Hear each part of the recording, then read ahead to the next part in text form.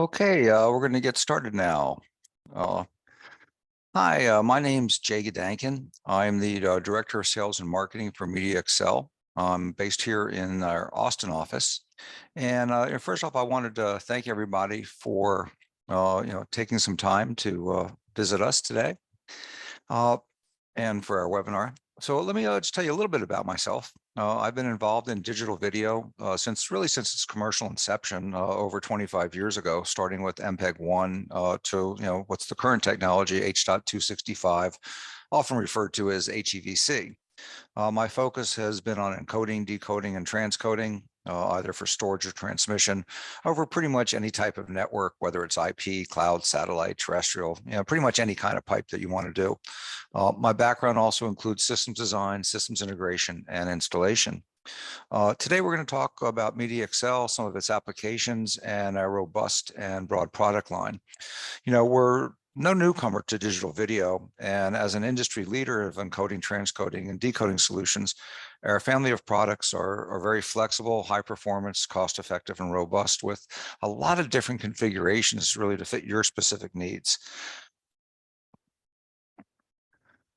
We've done, I say we're kind of a bleeding edge research and development and transcoding. We're supported by our North American headquarters here in Austin, Texas. R&D and manufacturing is in Seoul, Korea. And we also have a worldwide network of premier partners that provide a very deep system of support and service, as well as integration and other activities. Our Hero product line supports a really rapidly growing footprint of over 350 million multi-screen subscribers, meeting a variety of unique business requirements across a lot of different Fortune 500 clients, government defense branches, systems integrators, broadcasters, as well as a multitude of dealers. What we're going to do today is we're going to introduce you to a really cool application we developed for multi-camera synchronization, and also talk a bit about ultra-low latency streaming. If you do have any questions during the presentation, please put them in the Q&A tab.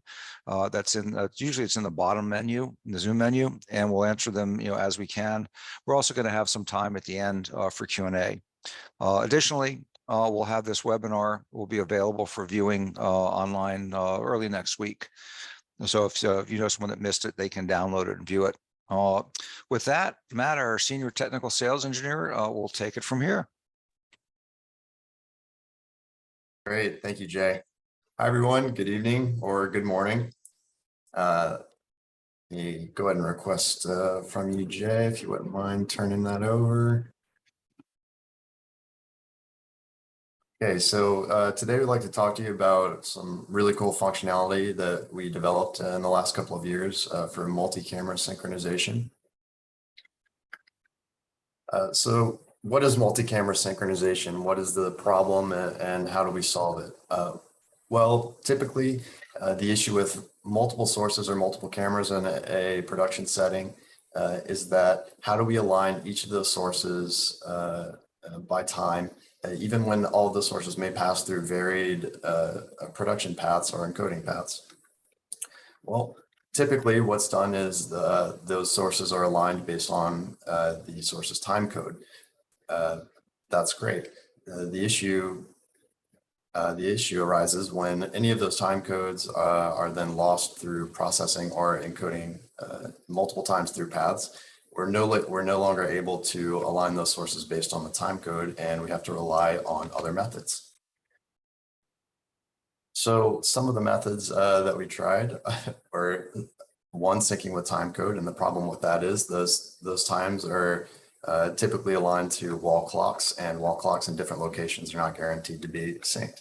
So what do we try next? Well, then we tried to overlay this time code using OCR, which is a computer recognition technique for reading text off of our burned-on subtitling on the Hero. The issue with this is that it can be quite prone to poor OCR recognition, depending on the quality and resolution of the text. So we came up with another way to embed this time code, and that's by obscuring it within unused audio tracks in the Hero time code embedder. using the hero timecode embedder. So we're able to pass all this data along through varied paths and hold on to it through the entire process, because audio paths, unlike subtitle paths, are key resources and they're generally not lost during transmission. So we sadly can't go into that too much more in depth because it's kind of our secret sauce, as Jay likes to say. So I'd like to demonstrate now how this works. So let me show my screen here. On the left, we have our Hero multi-encoder monitoring tool, and on the right, we have 4 different sources. 3 of these are being passed directly to the encoder, and 1 we've created some arbitrary delay systems using an additional encoder in our lab environment. On the left, you can see here that these streams all vary by a little over half a second. All we have to do to align these streams is click this PTS sync button here. And we should shortly begin to see the streams align to nearly frame perfect synchronization. And over time, this variance will decrease further and further. Should have an update here shortly.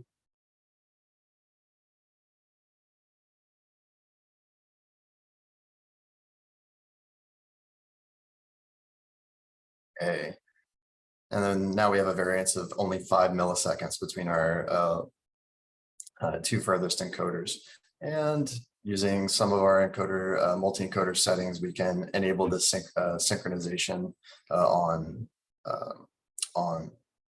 channel start. And we're also able to allow maximum standardization of the deviation and buffering levels as well.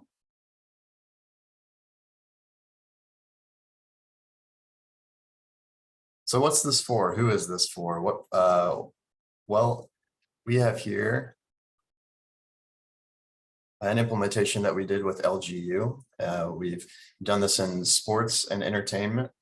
Here we have our baseball field with our home plate camera, as well as synchronized cameras from behind home plate, left and right field, and the third baseline. So you're able to watch every bit of the action synced up with each other, since baseball is a game that really heavily relies on quick activity and those activities to be synchronized.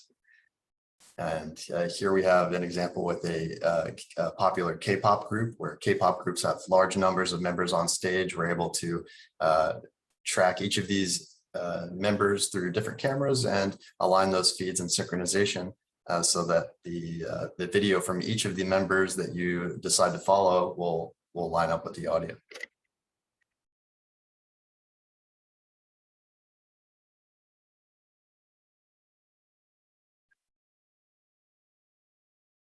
So if you guys have any questions about how multi-camera synchronization works or how we can help it work for you, please, as Jay mentioned, ask your questions down in the Q&A tab, and we'll make sure to get to those toward the end of the webinar.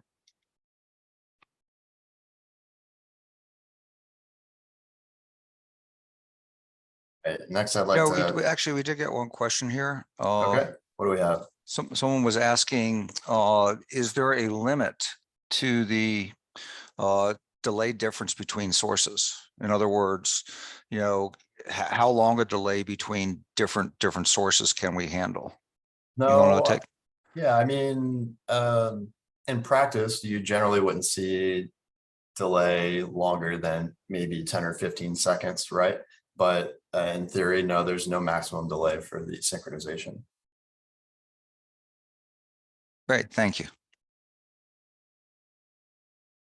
Okay. Any more questions about that, guys? Just go ahead and post them in the Q&A, or and we'll get back to them.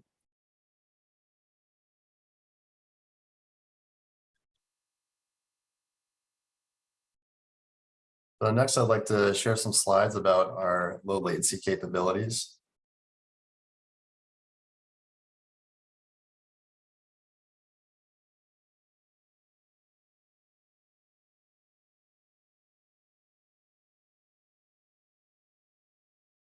Okay, so our low latency technology So our most effective low latency technology is CMAF, chunk transfer encoding. CMAF CTE allows us to deliver fragments of packets that we're sending through the network so that we're able to begin encoding on packets before, we're able to begin packaging packets before the encoding is complete for the segment. And CMAP CTE has allowed us to produce some extremely low latency streams, all under 3 seconds down to as low as sub-second latency.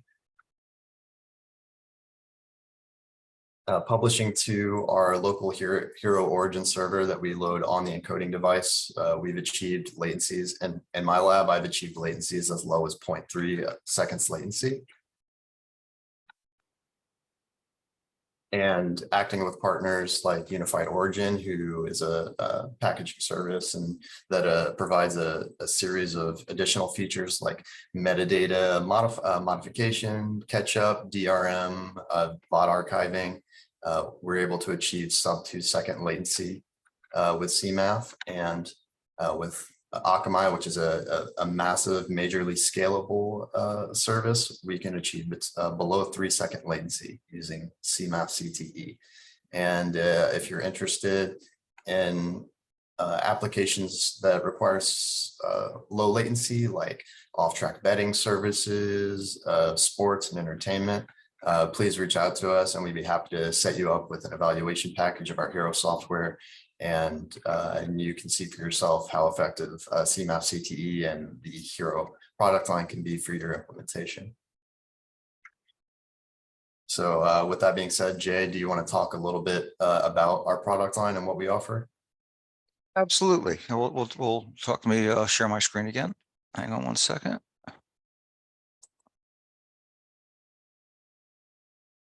So our product line, we call it the Hero product line. It's a family really of a lot of different encoders and transcoders and decoders, so it's different configurations.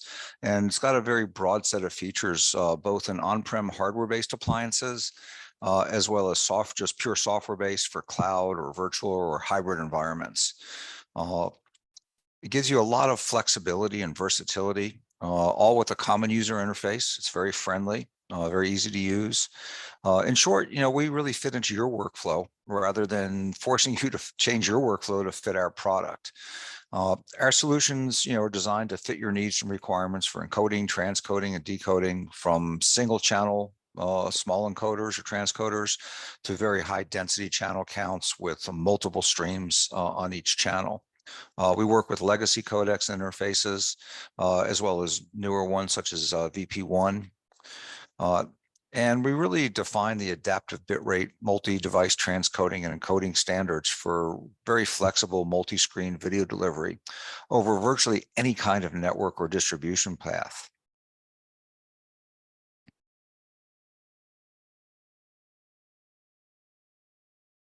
First off, in our Hero 6000 series is Hero Live. It's really ideal for live contribution or transcoding for both file-based and live event encoding. A single Hero Live is really a very versatile, elegant solution for a variety of applications.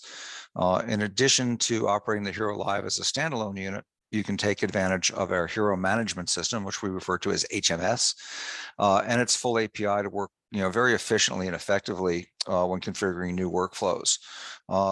Our Hero products generally come in a 1RU chassis with dual hot swappable power supplies and a variety of inputs and outputs based on your particular requirements. The Hero product line provides a state-of-the-art quality and efficiency, and you'll be able to deliver quality streams rapidly across, as I mentioned, a multitude of transmission paths, whether it's OTT, internet, land, satellite, terrestrial networks. We fully support 4K and 8K applications. We use state-of-the-art video coding. We have built-in multi-stream technology for OTT and other streaming applications. We have, I'd say, one of the industry's leading end-to-end latencies, so we're very, very fast. And we support, virtually any streaming service that's out there. The Hero 5 engine is a hybrid software and hardware encoding and transcoding solution, and we utilize GPU and CPUs. So we're not a chip based, we're software based in CPUs and GPUs, and it gives you up to about 150% better performance than our previous generations. As I mentioned, UHD 4K outputs are delivered at the industry's lowest delay for OTT, less than 2 seconds glass to glass, which is really fast for OTT. I said you can do cloud hybrid for virtual and cloud applications, and we'll look at that in a little more detail as far as the cloud applications. Another product is our Hero File and Live, where you can ingest dynamically from live and file sources to create playout-based live output without the need for an external dedicated playout server or SDI routing. We do live and file-based in the same unit, so we can do live to live, file to file, file to live, live to file, however you want to do it, file to live. So it's very, very flexible and very versatile. I'm kind of going through these quickly, and we'll certainly go into more detail with you, if you have additional questions. Now, we also have here what we call Hero Contribution, which is configured for point-to-point or multi-point high-end backhaul contributions. It provides up to UHD resolutions, up to 60 frame rates, 60 hertz frame rates, and we can do MPEG-2, AVC, ATVC, VP1 across a variety of delivery protocols. As you can see, our products, a lot of them are very similar. It's really the configuration to fit your particular requirements. The cloud is something that's really exciting to a lot of people. We often, people talk to us about the cloud, and one of the things I always say is, the cloud, it's not up there in the sky. It's actually here on Earth. It's a server bank, server farm somewhere. It may not be in your facility, but they are physical servers. The difference is they're designed for rapid deployment, ease of scalability, and seamless availability, with Hero Cloud.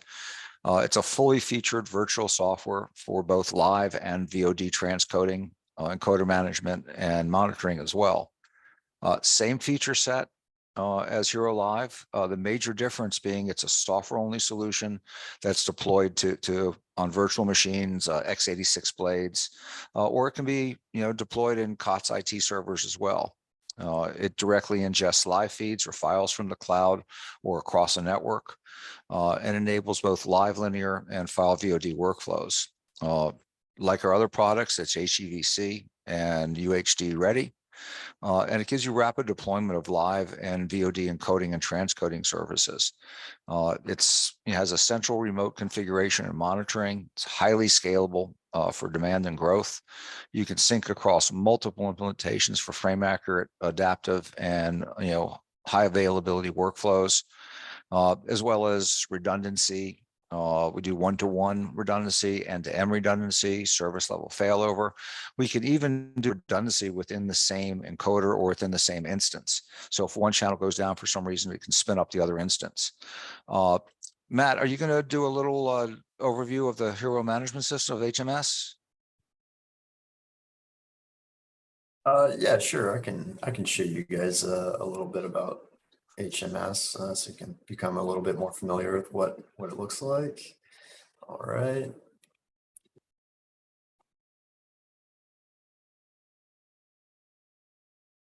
Okay, this is our first page on the Hero management system. This is our monitoring dashboard. Here you'll see a list of all the encoders on that are connected to your management system.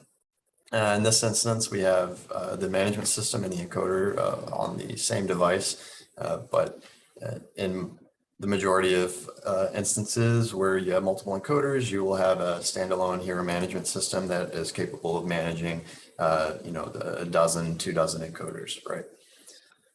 Here we're able to see the bit rates of our audio and video, as well as our transmission rates, and we can see that all of the videos are being encoded successfully. The amount of CPU usage that is being used for each of these encodes, as well as the available idle CPU. And as Jay mentioned, we do offer hardware accelerated Hero encoding units that are able to encode on GPU as well. All right. For any of these channels, they're configured through our channels tab here. We're able to select your input, UDP, SDI, playlist, and file. And then you select your output profiles. Output profiles are combinations of video presets and audio presets, which can be configured very granularly here on this video presets tab. If I click add here, I can show you some of these configurations. Here you're able to select the codec that you'd like to encode in, as well as whether it will be a software CPU encode or hardware accelerated GPU. We have a collection of common resolutions, and you're able to also select a custom resolution where you can plug in your resolution here. Where we do progressive and interlaced, as Jay also mentioned, as long as custom frame rates. If you'd like to have your video output at 27.5 frames, you're welcome to do that. Not sure what you're going to play it back on. Yeah, we'll play back on anything, rate, but you can whatever you'd like. We can also control our rate control, so CBR or adaptive bit rate. We edit our bit rates here, and we can also apply buffering times, iframe intervals, and change the bit depth from 8-bit to 10-bit bit depth. And we also have some advanced encoding with quality and performance, as well as pre-processing for any cropping or frame resizing. If you guys would like any further demonstrations of the Hero management system and its capabilities or additional features that we didn't cover here today, please reach out to us, and we're happy to give you a one-on-one demonstration, as well as get some evaluation packages going for you guys if you have any projects in the works. Jay? One thing to note in HMS, one of its really cool features is you can set up templates. So once you've done a configuration for a specific channel, you can duplicate that on multiple channels in the same encoder or amongst other encoders as well. So you don't have to reinvent the wheel every time you set something up, because often in a multi-channel system, you're going to have multiple instances of the same channel. Right, yeah, especially when you're setting up multiple encoders for the same group. A lot of those profiles for those channels are going to be identical, and we're able to recreate these channel profiles very quickly with our importing and exporting. Thanks for bringing that up, Jay. Do we have any more questions that we should get around to before we call it a day?